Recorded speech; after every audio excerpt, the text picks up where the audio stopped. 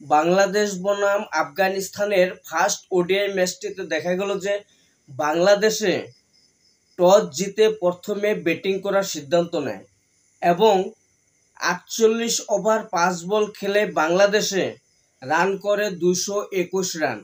Target দেয় আফগানিস্তানকে, ২২২ রানের টার্গেট দেয় আফগানিস্তানকে।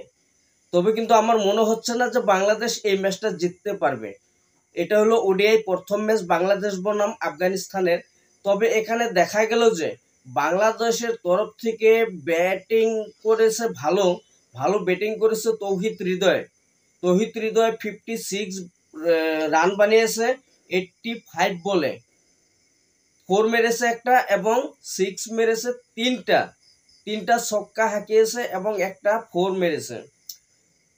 আর ভালো খেলেছে মেহেদী হাসান মিরাজ, 60 রান করেছে 87 বলে, একটা 6 একটা 4 মেরেছে মেহেদী হাসান মিরাজে।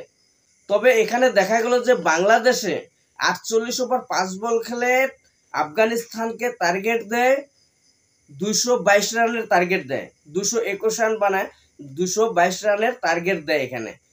তবে এটা ছিল ফার্স্ট ইনিংস। প্রথম ইনিংসে বাংলাদেশে ২২১ রান করে আফগানিস্তানকে ২২২ রানের টার্গেট দেয়। তবে প্রথম ইনিংস এখানে সমাপ্ত হলো। তবে দেখা যাবে যে সেকেন্ড ইনিংসে আফগানিস্তানে কেমন খেলে। অবশ্য আমার কিন্তু মনে হচ্ছে যে আফগানিস্তানে এই ওডিআই ম্যাচটা খুব ভালো খেলবে এবং বাংলাদেশকে কিন্তু হারাবে, আমার কিন্তু মনে হচ্ছে। তবে তোমাদের কি মনে হচ্ছে, এই ম্যাচটা আফগানিস্তান জিতবে না বাংলাদেশ জিতবে? অবশ্যই তোমরা কমেন্ট করে জানাবে।